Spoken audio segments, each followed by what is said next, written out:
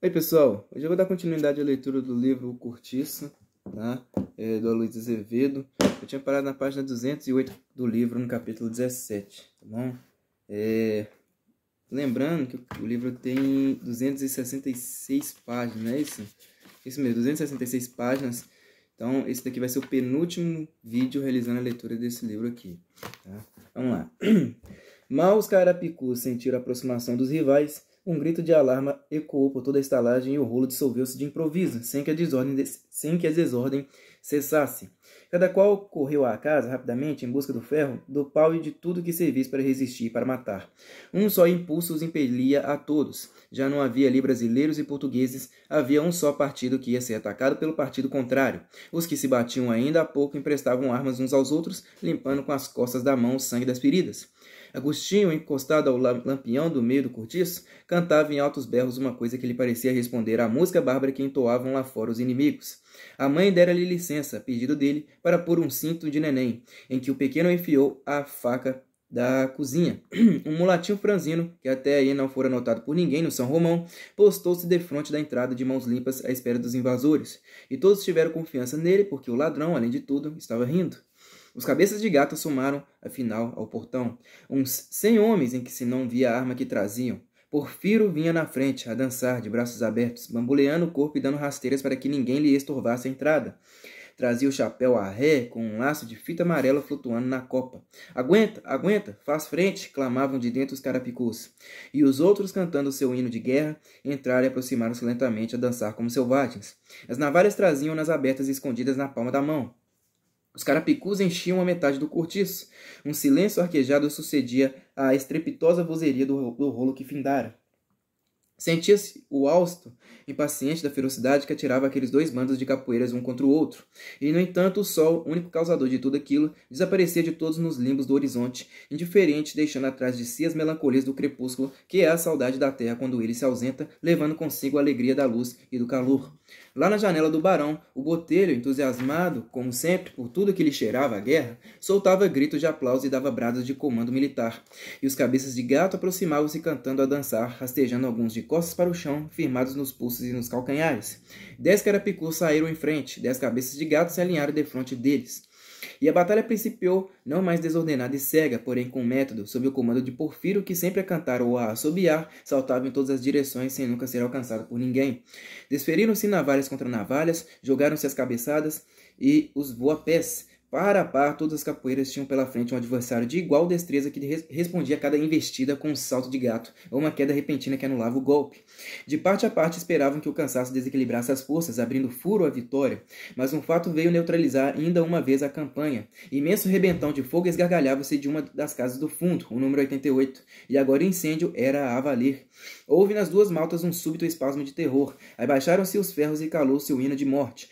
Um clarão tremendo ensanguentou o ar que se fechou logo de fumaça vulva. A bruxa conseguira afinal realizar o seu sonho de louca. O cortiço ia arder. Não haveria meio de reprimir aquele cruento devorar de labaredas. Os cabeças de gato, leais nas suas justas de partido, abandonaram o campo, sem voltar o rosto, desdenhosos de aceitar o auxílio de um sinistro e dispostos até a socorrer o inimigo se assim fosse preciso. E nenhum dos carapicus os feriu pelas costas. A luta ficava para outra ocasião. E a cena transformou-se num relance. Os mesmos que barateavam tão facilmente a vida apressavam-se agora a salvar os miseráveis bens que possuíam sobre a terra. Fechou-se um entra e sai de marimbondos de frente daquelas 100 casinhas ameaçadas pelo fogo. Homens e mulheres corriam de cá para lá com os tarecos ao ombro, numa balbúrdia de doidos. O pátio e a rua enchiam-se agora de camas velhas e colchões espocados. Ninguém se conhecia naquela zumba de gritos sem nexo e choro de crianças esmagadas e pragas arrancadas pela dor e pelo desespero. Da casa do barão saíam clamores apopléticos. Ouviam-se os guinchos de Zulmira que se espolinhava com o ataque. E começou a aparecer água. Quem a trouxe? Ninguém sabia dizê-lo. Mas viam-se baldes e baldes que se despejavam sobre as chamas. Os sinos da vizinhança começaram a badalar. E tudo era um clamor. A bruxa surgiu à janela de sua casa como a boca de uma fornalha acesa. Estava horrível. Nunca fora tão bruxa. O seu moreno trigueiro de cabocla velha reluzia que nem metal em brasa. A sua crina preta desgrenhada, escorrida e abundante como a das éguas selvagens, dava-lhe um caráter fantástico de fúria saída do inferno. E ela ria-se, ébria de satisfação, sem sentir as queimaduras e as feridas, vitoriosa no meio daquela orgia de fogo com que ultimamente vivia sonhar em segredo a sua alma extravagante de maluca. Ia atirar-se para cá fora, quando se ouviu estalar o madeiramento da casa incendiada, que abateu rapidamente, sepultando a louca num montão de brasas. Os sinos continuavam a badalar aflitos, surgiram aguadeiros com as suas pipas em carroça alvoroçados, fazendo cada qual maior empenho em chegar antes dos outros e apanhar os 10.000 réis da gratificação. A polícia defendia a passagem ao povo que queria entrar. A rua lá fora estava já atravancada com o despojo de quase toda a estalagem, e as labaredas iam galopando desembestadas para a direita e para a esquerda do número 88. Um papagaio esquecido à parede de uma das casinhas e preso à gaiola gritava furioso como se pedisse socorro. Dentro de meia hora o cortiço tinha de ficar em cinzas, mas um fragor de repiques de campainhas e estridente silvar de válvulas encheu de súbito todo o quarteirão, anunciando que chegava o corpo dos bombeiros. E logo em seguida apontaram carros à desfilada e um bando de demônios de blusa clara, armados uns de archotes e outros de escadinhas de ferro, apoderaram-se do sinistro, dominando-o incontinente como uma expedição mágica, sem uma palavra, sem hesitações e sem atropelos. A um só tempo viram-se fartas mangas d'água chicoteando o fogo por todos os lados, enquanto, sem se saber como, homens mais ágeis que macacos escalavam os telhados abrasados por escadas que mal se distinguiam, e outros invadiam o coração vermelho do incêndio, a dardejar duchas em torno de si, rodando, saltando, piruetando, até estrangularem as chamas, que se atiravam ferozes para cima deles, como dentro de um inferno, ao passo que outros, cá de fora, imperturbáveis como uma limpeza de máquina moderna, fuzilavam d'água toda a estalagem, número por número, resolvidos a não deixar uma só telha enxuta. O povo aplaudia-os entusiasmado, já esquecido do desastre e só atenção para aquele duelo contra o incêndio. Quando um bombeiro de cima do telhado conseguiu sufocar uma ninhada de labaredas que surgira defronte dele, rebentou cá de baixo uma roda de palmas e o herói voltou-se para a multidão, sorrindo e agradecendo. Algumas mulheres atiravam-lhe beijos entre brados de ovação. Capítulo 18. Por esse tempo, um amigo de Bertoleza, notando que o velho Libório, depois de escapar de morrer na confusão do incêndio, fugia agoniado para o seu esconderijo, seguiu-o com disfarce e observou que o miserável mal deu à luz à candeia, começou a tirar ofegante alguma coisa do seu colchão imundo. Eram garrafas. Tirou a primeira, a segunda, meia dúzia delas, depois puxou às pressas a coberta do catre e fez uma trouxa. Ia de novo ganhar a saída, mas soltou um gemido surdo e caiu no chão sem forças, arremessando uma golfada de sangue e cingindo contra o peito misterioso embrulho. João Romão apareceu e ele, assim que o viu, redobrou de aflição e torceu-se todo sobre as garrafas, defendendo-as com o corpo inteiro a olhar aterrado e de esguelha para o seu interventor, como se dera cara a cara com o bandido. E a cada passo que o vendeiro adiantava, o tremor e o sobressalto do velho recresciam, tirando-lhe da garganta grunhidos roucos de animal batido e assustado. 2 vezes tentou erguer-se, 2 vezes rolou para a terra moribundo. João Romão objurgou-lhe que qualquer demora ali seria morte certa. O incêndio avançava. Quis ajudá-lo a carregar o fardo. Libório, por única resposta, arregaçou os beiços, mostrando as gengivas sem dentes e tentando morder a mão que o vendeiro estendia já sobre as garrafas. Mas lá de cima, a ponta de uma língua do fogo, varou o teto e iluminou de vermelho a miserável pocilga. Libório tentou ainda um esforço supremo e nada pôde, começando a tremer da cabeça aos pés, a tremer, grudando-se cada vez mais a sua trouxa, e já estribuchava quando o vendeiro lhe arrancou das garras com violência. Também era tempo, porque depois de insinuar a língua, o fogo mostrou a boca e escancarou afinal a goela devoradora. O tratante fugiu de carreira, abraçado à sua presa, enquanto o velho, sem conseguir pôr-se de pé, rastreava na pista dele dificultosamente, estrangulado de desespero senil, já sem fala, rosnando uns vagidos de morte, os olhos turvos, todo ele roxo, os dedos enriçados com as unhas de um abutre ferido.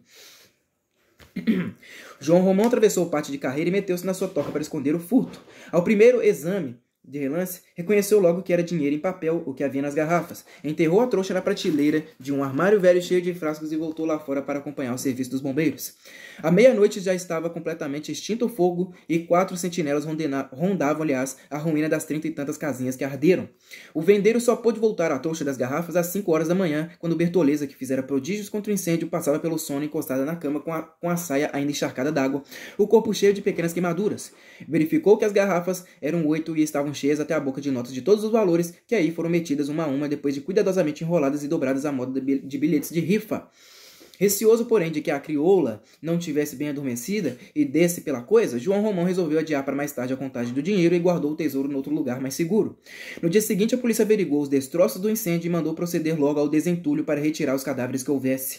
Rita desaparecera da estalagem durante a confusão da noite. Piedade caíra da cama com um febrão de 40 graus. A machona tinha uma orelha rachada e um pé torcido. A das dores, a cabeça partida. O Bruno levara uma navalhada na coxa. 2 trabalhadores da pedreira estavam gravemente feridos. Um italiano perdera 2 dentes presidentes da frente, e uma filhinha da Augusta Carne Mole morrer esmagada pelo povo. E todos se queixavam de danos recebidos e revoltavam-se contra os rigores da sorte.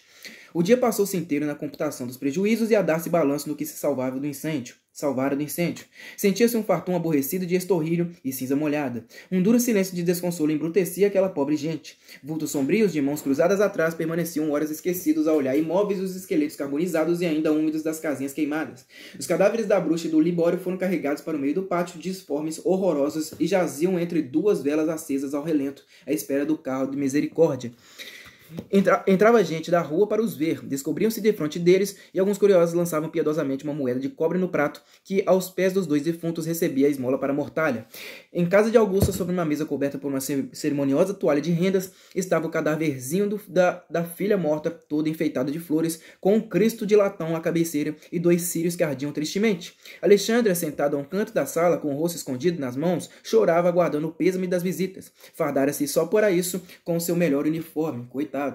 O enterro da pequenita foi feito à custa, aliás, de Leone, que apareceu às 3 da tarde, vestida de cetineta cor de creme, num carrinho dirigido por um cocheiro de calção de flanela branca e libré agaloada de ouro. O Miranda apresentou-se na estalagem logo pela manhã, o ar compungido, porém superior. Deu um ligeiro abraço em João Romão, falou-lhe em voz baixa, aliás, lamentando aquela catástrofe, mas felicitou-o porque tudo estava no seguro. O vendeiro, com efeito, impressionado com a primeira tentativa de incêndio, tratara de segurar todas as suas propriedades, e com tamanha inspiração o fez que, agora, em vez de lhe trazer o fogo prejuízo, até lhe deixava lucros. Meu caro, cautela e caldo de galinha nunca fizeram mal a doente, segredou o dono do cortiço, a rir. Olha, aqueles é que com certeza não gostaram da brincadeira, acrescentou, apontando para o lado em que maior era o grupo dos infelizes que tomavam conta dos restos de seus tarecos atirados em montão. Mas esses, que diabo, nada tem que perder, considerou o outro, e os dois vizinhos foram até o fim do pátio conversando em voz baixa.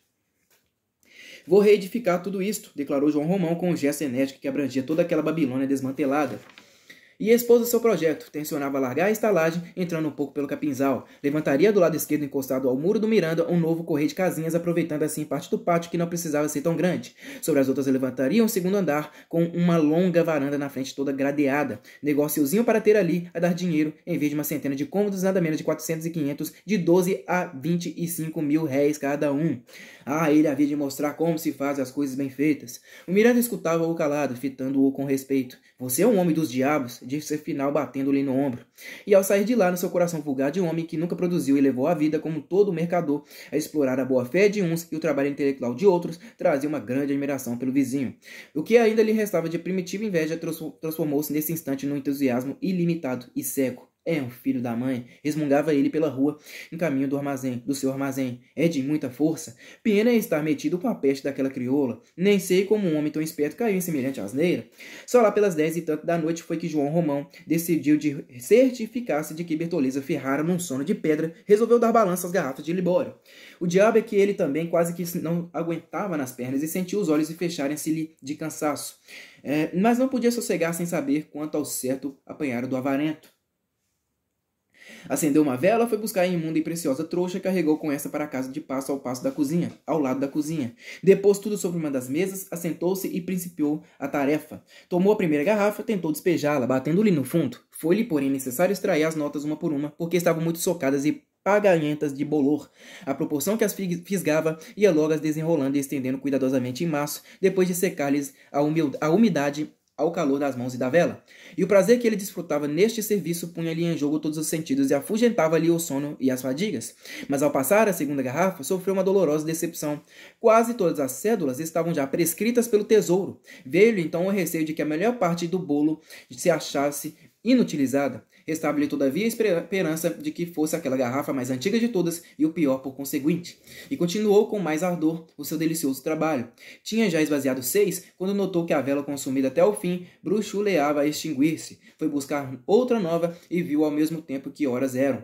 Como a noite correra depressa. 3:30 da madrugada, parecia impossível. Ao terminar a contagem, as primeiras carroças passavam lá fora na rua. 15 contos 400 e tantos mil réis, disse João Romão entre dentes, sem se fartar de olhar para as pilhas de cédulas que tinha de frente dos olhos, mas 8 contos e 600 eram em notas já prescritas.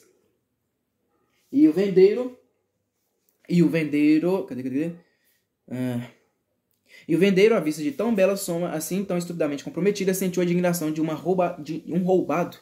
Amaldiçoou aquele maldito velho Libório por tamanho relaxamento. Amaldiçoou o governo porque limitava com intenções velhacas o prazo da circulação de seus títulos.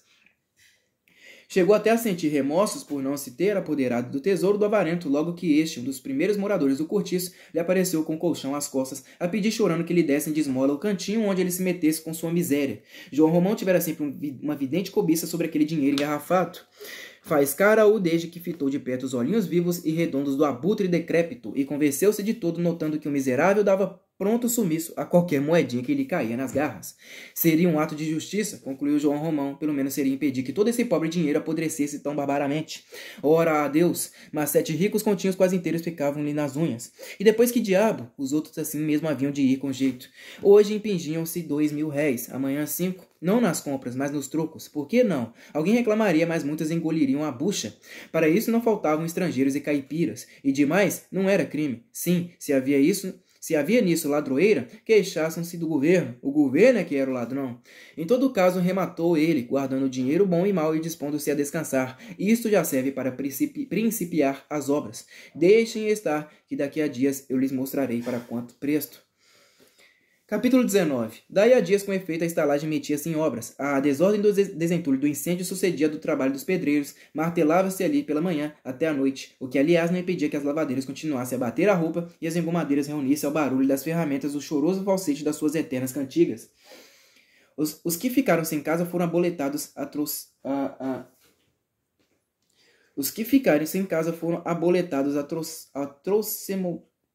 trouxemos-te por todos os cantos, à espera dos novos cômodos. Ninguém se mudou para o cabeça de gato.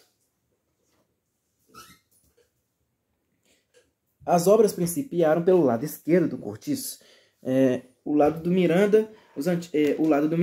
Os antigos moradores tinham preferência e vantagem dos preços. Um dos italianos feridos morreu na misericórdia e o outro também lá continuava ainda em risco de vida. Bruno recolhera-se à ordem de que era irmão, e Leocádia, que não quis atender àquela carta escrita por Pombinha, resolveu-se ir aí visitar o seu homem no hospital. Que alegrão para o infeliz a volta da mulher, aquela mulher levada dos diabos, mas de carne dura, a quem ele, apesar de tudo, queria muito. Com a visita reconciliaram-se chorando ambos, e Leocádia decidiu tornar para o São Romão e viver de novo com o marido. Agora fazia-se muito séria e ameaçava com pancada a quem lhe propunha brejeirices. Piedade essa é que se levantou das febres completamente transformada. Não parecia a mesma depois do abandono de Jerônimo. Emagrecera em extremo, perdera as cores do rosto, ficara feia, triste e resmungona. Mas não se queixava e ninguém lhe ouvia falar do nome do esposo. Esses meses durante as obras foram uma época especial para a estalagem. O cortiço não dava ideia do seu antigo caráter tão acentuado e, no entanto, tão misto. Aquilo agora parecia uma grande oficina improvisada, um arsenal em cujo fragor a gente só se entende por sinais. As lavadeiras fugiram para o capinzal dos fundos, porque o pó da terra e da madeira sujavam-lhes a roupa lavada. Mas dentro de pouco tempo estava tudo pronto, e com imenso pasmo viram que à venda a cebosa bodega, onde João Romão se fez gente, ia também entrar em obras. O vendeiro resolvera aproveitar dela somente algumas das paredes, que eram de 1 metro de largura, talhadas à portuguesa. Abriria as portas em arco, suspenderia o teto e levantaria um sobrado mais alto que o do Miranda, e com toda a certeza mais vistoso.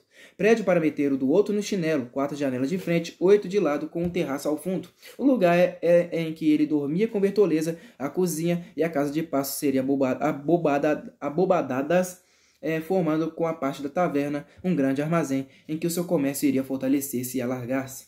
O barão e o botelho apareciam por lá quase todos os dias, ambos muito interessados pela prosperidade do vizinho. Examinavam os materiais escolhidos para a construção, batiam com a biqueira do chapéu de sol no pinho de riga destinado ao assoalho e, afetando-se bons entendedores, tomavam na palma da mão e esfarelavam entre os dedos um punhado da terra e da cal com que os operários faziam barro. Às vezes chegaram a ralhar com os trabalhadores quando lhes parecia que não iam bem no serviço. João Romão, agora sempre de paletó, engravatado, calças brancas, colete e corrente de relógio, já não parava na venda e só acompanhava as obras na folga das ocupações da rua. Principiava a tomar tiro no jogo da bolsa, comia em hotéis caros e bebia cerveja em larga camaradagem com capitalistas nos cafés do comércio. E a crioula, como havia de ser. Era isto justamente o que tanto o barão como o botelho morriam por que lhe dissessem. Sim, porque aquela boa casa que se estava fazendo, e os ricos móveis encomendados, e mais as pratas e as porcelanas que haviam de vir, não seriam de certo para os beiços da negra velha. Conservá-la-ia como criada? Impossível. Todo Botafogo sabia que eles até aí fizeram vida comum. Todavia, tanto Miranda como o outro não se animaram a abrir o bico a esse respeito com o vizinho e contentavam-se em boquejar entre si misteriosamente, palpitando ambos por ver a saída que o vendeiro acharia para semelhante situação. Maldita preta dos diabos, era ela o único defeito, ou senão de um homem tão importante e digno. Agora não se passava um domingo sem que o amigo de Bertoleza fosse jantar à casa do Miranda. Iam juntos ao teatro. João Romão dava o braço a Zulmira, e procurando galanteá-la, e mais ao resto da família, desfazia-se em obséquios brutais e dispendiosos, com uma franqueza exagerada que não olhava gastos. Se tinham de tomar alguma coisa, ele fazia vir logo 3, 4 garrafas ao mesmo tempo, pedindo sempre o triplo do necessário e acumulando compras inúteis de doces, flores e tudo que aparecia. Nos leilões das festas de Arraial, eram tão feroz a sua febre de obsequiar a agente do Miranda que nunca voltavam para casa sem um homem atrás carregado com os mimos que o vendeiro arrematava. E Bertoleza bem que compreendia tudo isso e bem que estranhava a transformação do amigo. Ele ultimamente mal se chegava para ela, e quando o fazia, era com tal repugnância que antes o não fizesse. A desgraçada muitas vezes sentia lixeira de outras mulheres, perfumes de cocotes estrangeiras e chorava em segredo, sem ânimo de reclamar seus direitos. Na sua obscura condição de animal de trabalho, já não era o amor o que a mísera desejava, era somente confiança no amparo de sua velhice, quando de todo lhe faltassem as forças para ganhar a vida, e contentava-se em suspirar no meio de grandes silêncios durante o serviço de todo o dia, covarde e resignada, como seus pais que a deixaram nascer e crescer no cativeiro. Escondia-se de todos, mesmo da gentalha do Fred e da estalagem, envergonhada de si própria, amaldiçoando-se por ser quem era, triste de sentir-se a mancha negra, a indecorosa nódoa daquela prosperidade brilhante e clara. E, no entanto, adorava o amigo. Tinha por ele o fanatismo irracional das caboclas do Amazonas pelo branco a que se escravizava, nossa senhora. Peraí. Dessas que morrem, peraí. E, no entanto, adorava o amigo. Tinha por ele o fanatismo irracional das caboclas do Amazonas pelo branco a que se escravizam. Dessas que morrem de ciúmes, mas que também são capazes de matar. Matar-se para poupar ao seu ídolo a vergonha do seu amor. O que custava aquele homem consentir que ela, uma vez por outra, se chegasse para junto dele? Todo dono nos momentos de bom humor afaga o seu cão, mas qual? O destino de Bertoleza fazia-se cada vez mais estreito e mais sombrio. Pouco a pouco deixara totalmente de ser amante do vendeiro para ficar sendo só sua escrava. Como sempre, era a primeira a erguer-se e a última a deitar-se, de manhã escamando peixe, à noite vendendo-o à porta para descansar da trabalheira grossa das horas de sol, sempre sem domingos nem dia santo. Sem tempo para cuidar de si, feia, gasta e imunda, repugnante, com o coração eternamente emprenhado de desgostos que nunca vinham à luz. Afinal, convencendo-se de que ela, sem ter ainda morrido, já não vivia para ninguém, nem tampouco para si. Desabou num fundo entorpecimento apático, estagnado como um charco podre que causa nojo. Fizera-se áspera, desconfiada, sobrolho carrancudo, uma linha dura de um canto ao outro da boca, e durante dias inteiros, sem interromper o serviço, que ela fazia agora automaticamente, por um hábito de muitos anos, gesticulava e mexia com os lábios, monologando sem pronunciar as palavras. Parecia indiferente a tudo que a cercava. Não obstante, certo dia em que João Romão conversou muito com Botelho, as lágrimas saltaram dos olhos da infeliz, e ela teve de abandonar a obrigação, porque o pranto e os soluços não lhe deixavam fazer nada. Botelho havia dito ao vendeiro: "Faça o pedido, é ocasião." "Hein? Pode pedir a mão da pequena, está tudo pronto." "O barão Dama? O barão Dama? Dá. Tem certeza disso? Ora, se não tivesse, não lhe diria deste modo." "Ele prometeu?" "Falhei-lhe. Fiz-lhe o pedido em seu nome. Disse que estava autorizado por você. Fiz mal?" "Mal? Fez muito bem. Creio até que não é preciso mais nada." "Não, se o Miranda não vier logo ao seu encontro, é bom você lhe falar, compreende? Ou escrever." "Também." "E a menina?" "Respondo por ela. Você não tem continuado a receber as flores?" "Tenho." "Pois então não deixe pelo seu lado de ir mandando também as suas e faça o que lhe diz." "Atire-se, seu João. Atire-se enquanto o angu está quente." Por outro lado, Jerônimo empregara-se na pedreira de São Diogo, onde trabalhava dantes, e morava agora com a Rita numa estalagem da cidade nova. Tiveram de fazer muita despesa para se instalarem. Foi-lhes preciso comprar de novo todos os arranjos de casa, porque do São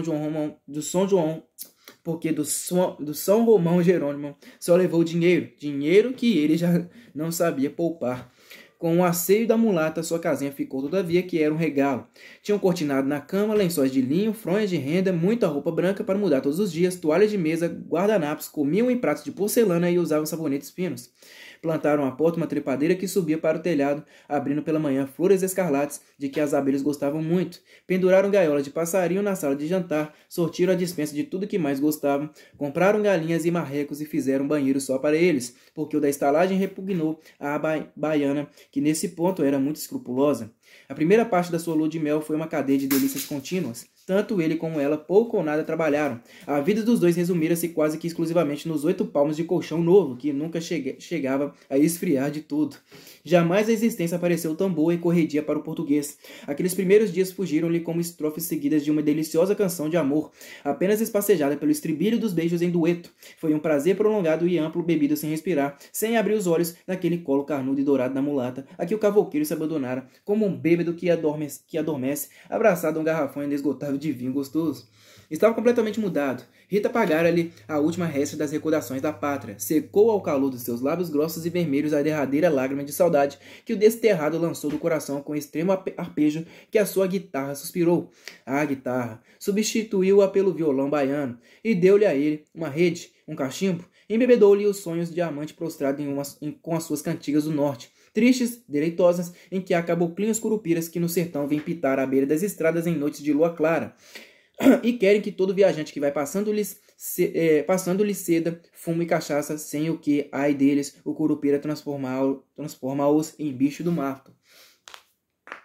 E deu-lhe do seu do comer da Bahia, temperado com um fogoso azeite de dendê, cor de brasa. Deu-lhe das suas moquecas escandescentes de fazer a chorar e habituou-lhe a carne ao cheiro sensual daquele seu corpo de cobra, lavado 3 vezes ao dia e 3 vezes perfumado com ervas aromáticas. O português abrasileirou-se para sempre. Fez-se preguiçoso, amigo das extravagâncias e dos abusos, luxurioso e ciumento. Fora-se-lhe de vez o espírito da economia e da ordem. Perdeu a esperança de enriquecer e deu-se tudo inteiro a felicidade de possuir a mulata e ser possuído só por ela, só ela e mais ninguém. A morte do firmo não vinha nunca toldar-lhes o gozo da vida. Quer ele, quer a amiga, achavam a coisa muito natural. O fascínio era matar a tanta gente, fizera tanta maldade, devia, pois, acabar como acabou. Nada mais justo. Se não fosse Jerônimo, seria outro. Ele assim o quis, bem feito. Por esse tempo, piedade de Jesus, sem se conformar com a ausência do marido, chorava o seu abandono e ia também agora se transformando de dia para dia, vencida por um desmazelo de chumbo, uma dura desesperança, a quem nem as lágrimas bastavam para adoçar as agruras. A princípio ainda a pobre de Cristo tentou resistir com coragem àquela viuvez, pior que essa outra, em que há, para elemento da resignação, a certeza de que a pessoa amada nunca mais terá olhos para cobiçar mulheres, nem boca para pedir amores. Mas depois começou a afundar sem resistência na lama do seu desgosto, covardemente, sem forças para iludir-se com uma esperança fátua, abandonando-se ao abandono, desistindo dos seus princípios, do seu próprio caráter, sem se ter já neste mundo na conta de alguma coisa e continuando a viver somente porque a vida era teimosa e não queria deixá-la ir apodrecer lá embaixo por uma vez, Deu para desleixar-se no serviço. As suas freguesas de roupa começaram a reclamar. Foi-lhe fugindo, aliás, o trabalho pouco a pouco. Fez-se madraça e moleirona, precisando já empregar grande esforço para não bolir nas economias que Jerônimo lhe deixara, porque isso devia ser para a filha, aquela pobrezita orfanada antes da morte dos pais. Um dia Piedade levantou-se queixando de dores de cabeça, zoada nos ouvidos e o estômago embrulhado. Aconselharam-lhe que tomasse um trago de Parati. Ela aceitou o conselho e passou melhor. No dia seguinte repetiu a dose. Deu-se bem com a perturbação em que a punha o álcool. Esquecia-se um pouco durante algum tempo das amofinações da sua vida. E gole a gole habituara-se a beber todos os dias o seu meio martelo de aguardente para enganar os pesares. Agora que o marido já não estava ali para impedir que a filha pusesse os pés no cortiço, e agora que Piedade precisava de consolo, a pequena ia passar os domingos com ela. Sair uma criança forte e bonita, puxara do pai o vigor físico e da mãe a expressão bondosa da fisionomia. Já tinha 9 anos. Eram essas agora os únicos bons momentos da pobre mulher, esses que ela passava ao lado da filha. Os antigos moradores da estalagem principiavam a distinguir a menina com a mesma predileção com que amavam Pombinha, porque em toda aquela gente havia uma necessidade moral de eleger para mimoso da sua ternura um entezinho delicado e superior, a quem eles privilegiavam respeitosamente, como súditos a um príncipe. Crismaram-na logo com o cognome de senhorinha. Senhorinha. Vem cá, vem. Vem aqui. Vem. Piedade, apesar do procedimento do marido, ainda no íntimo se impressionava com a ideia de que não devia contrariá-lo nas suas disposições de pai. Mas que mal tinha que a pequena fosse ali. Era uma esmola que fazia a mãe, lá pelo risco de perder-se. Ora a Deus, só se pedia quem mesmo já nascera para a perdição. A outro não se conservara, sã e pura? Não achara noivo? Não casara e não vivia dignamente com seu marido? Então, e a senhorinha continuou a ir à estalagem, a princípio nos domingos pela manhã, por voltar à tarde, depois já de véspera, nos sábados, para só tornar ao colégio na segunda-feira. Jerônimo, ao saber disto, por intermédio da professora, revoltou-se no primeiro ímpeto, mas pensando bem no caso, achou que era justo deixar à mulher aquele consolo. Coitada, devia viver bem aborrecida da sorte. Tinha ainda por ela um sentimento compassivo em que a melhor parte nascera com remorso. Era justo, era, que a pequena aos domingos e dias santos lhe fizesse companhia. E então, para ver a filha, tinha que ir ao colégio nos dias de semana. Quase sempre levava-lhe presentes de doce, frutas e perguntava-lhe se precisava de roupa ou de calçado. Mas um belo dia apresentou-se tão ébrio que a diretora lhe negou a entrada. Desde essa ocasião, Jerônimo teve vergonha de ir lá voltar, e as suas visitas à filha tornaram-se muito raras. Tempos depois, a senhorinha entregou à mãe uma conta de 6 meses de pensão do colégio, com uma carta em que a diretora negava-se a conservar a menina no caso que não liquidassem prontamente a dívida. Piedade levou as mãos à cabeça. Pois o homem já nem o ensino da pequena queria dar? Que lhe valesse Deus! Onde iria ela fazer dinheiro para educar a filha? Foi à procura do marido. Já sabia onde ele morava. Jerônimo recusou-se, por vexame. Mandou dizer que não estava em casa. Ela insistiu. Declarou que não arredaria dali sem lhe falar. Disse em voz alta, bem alta, que não ia lá por ele, mas pela filha, que estava arriscada a ser expulsa do colégio. E é para saber que destino lhe havia de dar, porque agora a pequena estava muito taluda para ser enjeitada na roda. Jerônimo apareceu, afinal, com um ar triste de vicioso envergonhado que não tem ânimo de deixar o vício. A mulher, ao vê-lo, perdeu logo toda a energia com que chegara e comoveu-se tanto que as lágrimas lhe saltaram dos olhos as primeiras palavras que lhe dirigiu. E ele abaixou os seus e fez-se lívido defronte daquela figura avelhantada, de peles vazias, de cabelos sujos e encanecidos. Não lhe parecia a mesma, como estava mudada, e tratou-a com brandura, quase pediu-lhe perdão, a voz muito espremida no aperto da garganta. Minha pobre velha, balbuciou, pousando-lhe a mão larga na cabeça. E os dois emudeceram um defronte do outro, arquejantes. Piedade sentiu ânsia de atirar-se-lhe nos braços, possuída de imprevista ternura com aquele simples afago do seu homem.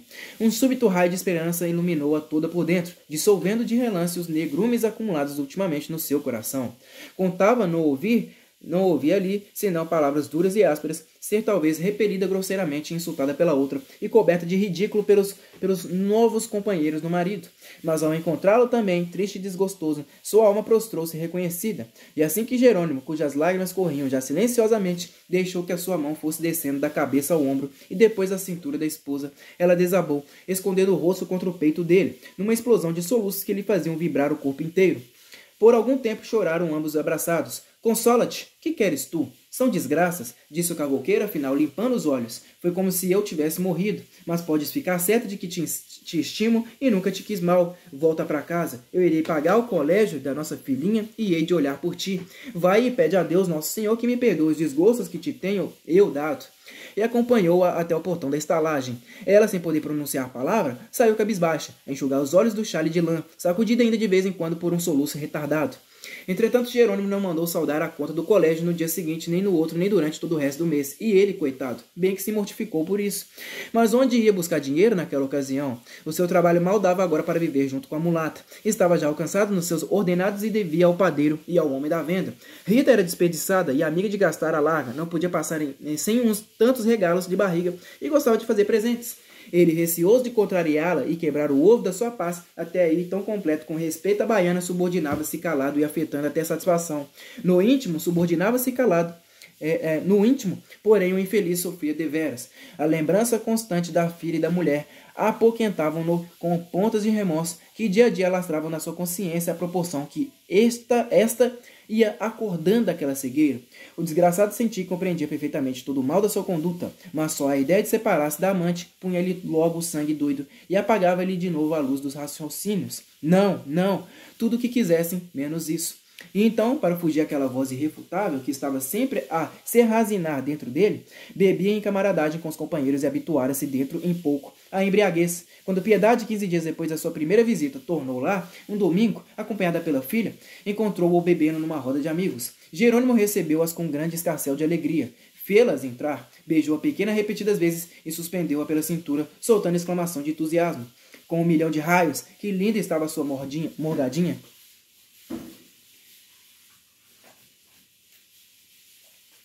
Obrigou-as logo a tomar alguma coisa e foi chamar a mulata. Queria que as duas mulheres fizessem as pazes no mesmo instante. Era questão decidida.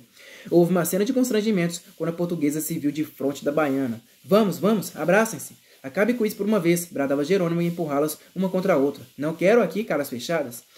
As duas trocaram um aperto de mão sem se fitarem. Piedade estava escarlate de vergonha. Ora, muito bem, acrescentou o cavouqueiro. Agora, para a coisa ser completa, hão de jantar conosco. A portuguesa opôs-se, resmungando desculpas que o cavouqueiro não aceitou. Não as deixo sair. É boa, pois hei de deixar ir minha filha sem matar as saudades? Piedade assentou-se a um canto impaciente pela ocasião de entender-se com o marido sobre o negócio do colégio. Rita, volúvel como toda a mestiça, não guardava rancores, e desfez-se em obséquios com a família do amigo. As outras visitas saíram antes do jantar. Puseram-se à mesa às 4 horas e principiaram a comer com boa disposição, carregando no virgem logo desde a sopa.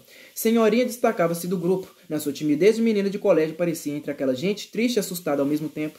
O pai acabrunhava-a com as suas solicitudes brutais e com as suas perguntas sobre os estudos. À exceção dela, todos os outros estavam antes da sobremesa mais ou menos chumbados pelo vinho. Jerônimo, esse estava de todo. Piedade, instigada por ele, esvaziara frequentes vezes o seu copo e, ao fim do jantar, dera para queixar-se amargamente da vida. Foi então que ela, já com azedume na voz, falou na dívida do colégio e nas ameaças da diretora. Ora, filha, disse-lhe o cavouqueiro, agora estás tu também para ir com essa mastigação. Deixa as tristezas para outra vez, não nos amargures o jantar. Triste sorte a minha. Ai, ai, que temos lamúria. Como não me hei de queixar se tudo me corre mal? Sim, pois se é para isso, que aqui vens melhor será não tornares cá. Resmungou Jerônimo, franzindo o sobrolho. Que diabo, com choradeiras, nada se endireita. Tenho eu culpa de que sejas infeliz? Também o sou e não me queixo de Deus.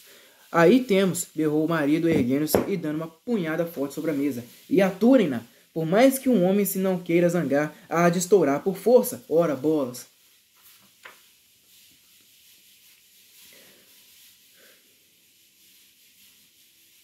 Senhorinha correu para junto do pai, procurando contê-lo. Sebo, berrou ele, desviando-a. Sempre a mesma coisa, pois não estou disposto a aturar isto. Arre. Eu não vim cá por passeio, prosseguiu Piedade entre lágrimas. Vim cá para saber da conta do colégio. Pague a você, que tem lá o dinheiro que lhe deixei. Eu é que não tenho nenhum. Ah, então com que não pagas? Não, com 1.000.000 de raios. É que és ainda muito pior do que eu supunha. Sim, hein? Pois então deixe-me cá com toda a minha ruindade e despache o beco. Despache-o antes que eu faça alguma asneira. Minha pobre filha, quem olhará por ela, senhor dos aflitos? A pequena já não precisa de colégio. Deixa-a cá comigo, que nada lhe faltará. Separar-me de minha filha? A única pessoa que me resta? Oh, mulher, você não está separada dela a semana inteira? Pois a pequena, em vez de ficar no colégio, fica aqui e aos domingos irá vê-la. Ora, aí tem. Eu quero antes ficar com minha mãe, balbuciou a menina abraçando-se à Piedade. Ah, também tu, ingrata, já me fazes guerra? Pois vão com todos os diabos, e não me tornem cá para me ferver o sangue, que já tenho de sobra com que arreliar-me. Vamos daqui, gritou a portuguesa, travando da filha pelo braço. Maldita a hora em que vim cá. E as duas, mãe e filha, desapareceram, enquanto Jerônimo, passeando de um para o outro lado, monologava furioso sobre a fermentação do vinho.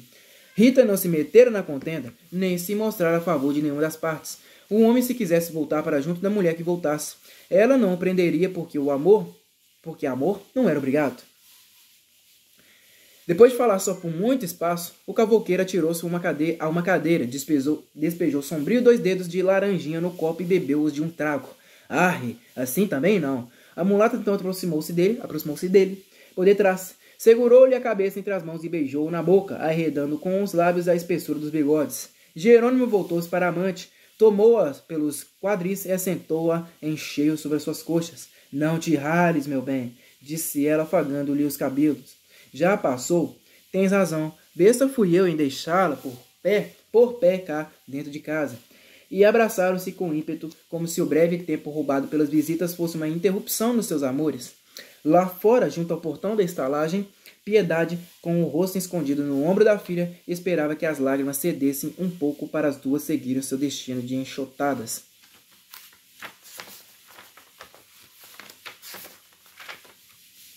Pessoal, acho que eu vou parar por aqui, tá? Parei na página 230 do livro. Na próxima leitura que eu fizer, eu já vou finalizá-lo, tá bom? Vai ser até a página 266. E muito obrigado a vocês, todos vocês que me acompanharam até aqui nessa leitura, tá?